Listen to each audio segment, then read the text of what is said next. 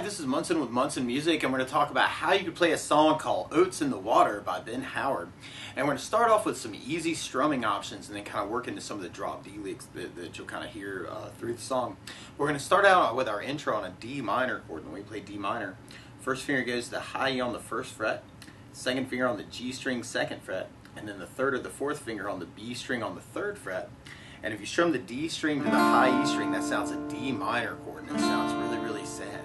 At the beginning, it's kind of this vamp on the D minor, and you may want to kind of work arpeggios around the D minor, kind of working little pieces of the D minor.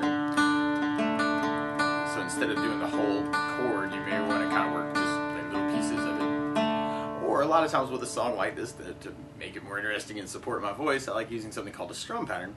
And one of my favorite strum patterns for a 4/4 like this is down, down, up, up, down, up. So you take the D minor, just try down, down, up, a lot. You'd have down, down, up, down, up, down, down, up, down, up, down, down, up, down, up, down, down, up, down, up. Now because of the feel of the tune though, you may kind of dig on a long down, down, down, up too. Kind of a down, down, down, up, down, down, down, up, down, down, down, up, down, down, down. And on our intro we do that quite a bit, and then we start following our verse form.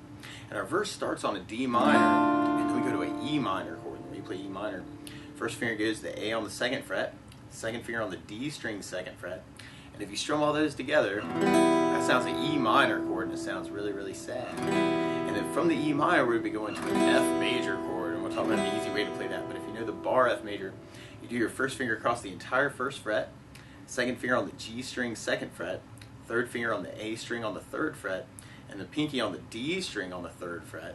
And if you strum all those together, that sounds an F major chord, and it sounds really, really happy. Now you might also want to think about using something called an F major 7, the way you play F major 7. First finger goes to the B string on the first fret, second finger on the G string second fret, and third finger on the D string on the third fret. And if you strum the D string to the high E string, that sounds an F major chord, and it sounds really, really happy. And then from the F, we're going to be going to a C major chord. When we play C major, first finger stays on the B string first fret, second finger on the D string second fret, third finger on the A string on the third fret. And if you strum the A string to the high E string, that sounds a C major chord, and it sounds really, really happy. And then from the C, we're going to be going to a B flat major chord. And I could do this as kind of a bar B flat, where you do your first finger across the entire first fret, and then you could get second finger on the D string third, third finger on the G string third, pinky on the B string third. And if you strum all those together, that sounds a B flat major chord. Now for myself, what feels a little bit easier is to do that as a third finger bar over the D, G, and B. So you may want to kind of experiment with that. Or if you want to avoid bar chords, actually a good substitute would be doing first finger on the high E on the first fret, pinky on the B string third fret, third finger on the G string third fret. And if you strum the D string to the high E string, that's another way you could play your B flat. Or you may gravitate towards a B flat 5 power chord, where you do the first finger on the A string on the first fret, third finger on the D string on the third fret, on the D string. And if you strum just the A and the D string, that sounds a B flat major chord, or B flat 5. So through our verse parts, we tried that with our down, down, up, down, up. We'd have D minor, down, up, down, up, D minor, down, up, down, up, F, down, up, down, up, F, down, up, down, up, C, down, up, down, up, C, down, down, up, B flat, down, up, B flat, down, up, D minor, down, up, D minor, down, up, D minor, down, up, D minor, down, up. Or if you're digging on that long down, down, down, up, you have D minor, down, down, up, D minor, F, C, E flat, D minor,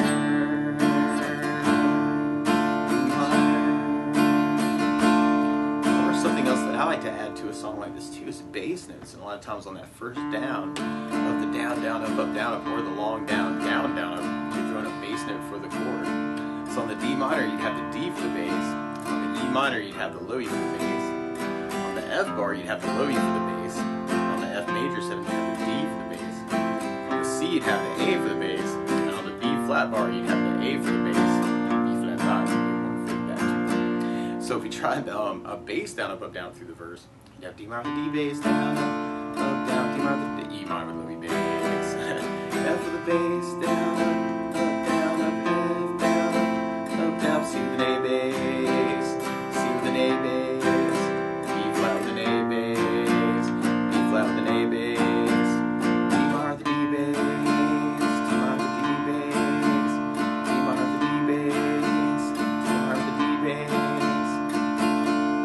Or if we tried that with kind of a bass down, down, up, we'd have D minor, down, down, up, D minor, down, down, up, F, down, down, up, F, down, down, up, C, down, down, up, C, down, down, up, B flat, D minor, D minor, D minor, D minor. And then from there, then we'll be going into our pre-chorus part, which kind of mixes up a lot of what we've been talking about. So we tried our pre-chorus with a bass down, up, down, up.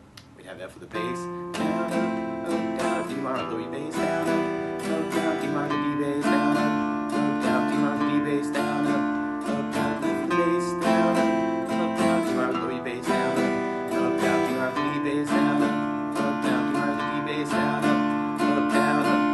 And then from there, if we tried it with kind of a bass down, down, up instead on the pre-chorus, we'd have F with the bass, down, down, D minor with the E bass, D minor with the D bass, F bass, down, down, D minor with the E bass, D minor with the D bass. And then from there, then we'd be going into our chorus part. And our chorus starts on the B flat, and then we go to F, and then we go to D minor, and then we go to C. And we do that twice, and then we end with kind of two B flat majors. And then we go to an A major chord. We play A major. First finger goes to the D on the second fret, second finger on the G string second fret, and the third finger on the B string on the second fret. And if you strum all those together, that sounds an A major chord. The bass note for that note would be on the A string. So we tried our chorus with a bass down, up, down, up. We'd have B flat with the bass, down, up, down, up, F with the bass, down, down, D minor with the D bass, down, down, C with an A bass, down, down, B flat with an A bass, F bass, down, down, up, D minor, down, down, C with an A bass, B flat, A major with an A bass, A with an A bass. Or if we tried that with a bass down, down, up, we'd have B flat, F, D minor, C, D flat, F, D minor, C, D flat, A major with an A bass. And then from there, then we kind of be going back into our intro part just around the D minor chord. Now, something else you may want to try, and actually a lot of the licks in the tune work off of something called a drop D tuning. So if you're down for retuning your guitar, what you could do is kind of take the low E string and then retune that down just a little bit until it becomes a D note. So your D and your D will sound really good together. And it should sound like somewhere over the rainbow. So you kind of have this D, A, D that kind of becomes like the power chord idea actually on the low three strings. And there's this cool little arpeggio, and you may want to try this with the pick, or you may want to try this with the fingers, where you can kind of go between the low D and then the D string, and we do that 3 times, and then we kind of go E, low D, which used to be the E string, and then A string, D string.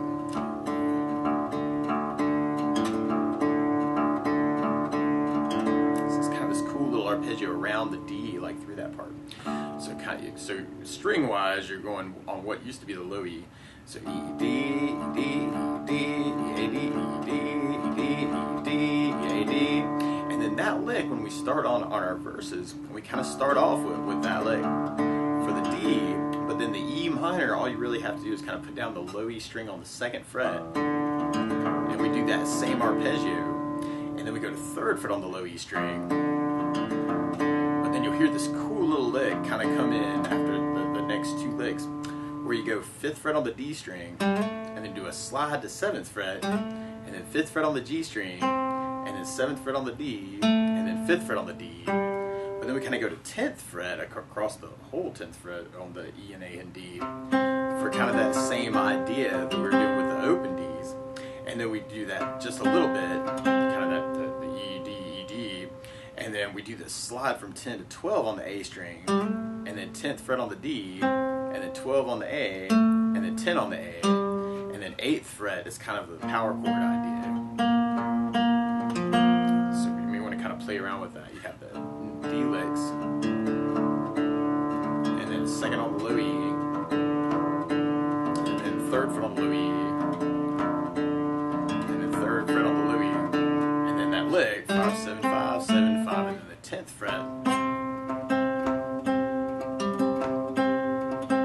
And then the 10, 12, 10, 12, 10, and then the 8th lick. So you want to kind of play around with that idea too. So you're applying the D and the E minor, and the F, and then the C is kind of that 10th fret, and then the 8th fret is kind of your B flat note. So it's a little weird through that part, but you may want to kind of play around with that. And then we get to our pre-chorus part. You can kind of bring in those licks for the F, and then the E, and then the D. So I'm kind of filling that in a little bit. And then we have our F, E minor, D.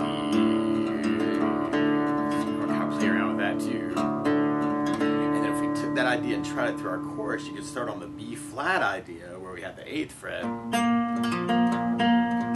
then go to the F idea, which is 3rd fret, and then the open D, and then we have the 10th fret for the C idea, and then the B flat, F, D, to C,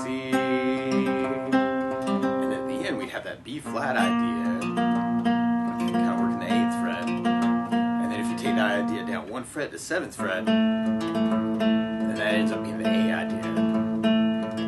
Kind of doing that finger style, but you may want to play around with those licks. And then from there, then we go into a solo part. Now, our solo part kind of starts off with the D licks, and then we go to our C idea. So it's a little bit like the last part of the chorus, and then we go to the B flat, and then we go down 1 fret for the A idea.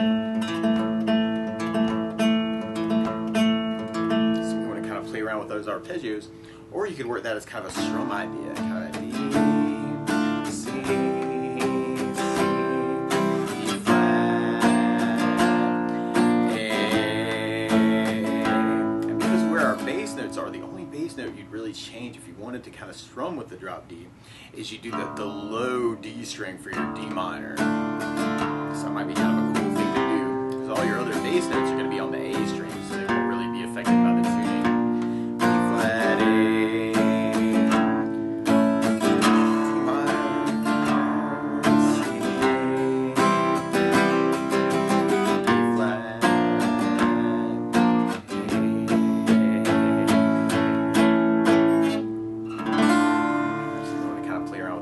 too.